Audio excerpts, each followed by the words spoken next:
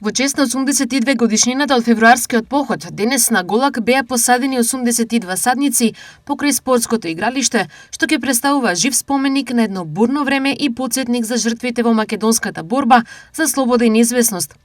Засадувањето садници беше дел од пригодната свеченост организирана од општина Делчево, која се одржа пред спомен плочата која го чува споменот за походот на Народно-ослободителната војска на Македонија, која во февруари 1944 година извршила оперативни действија на територијата на Источна, Централна и Западна Македонија. Дел од маршрутата на третата борбена единица била и планината Голак заедно со Беласица, Плачковица и Осогово.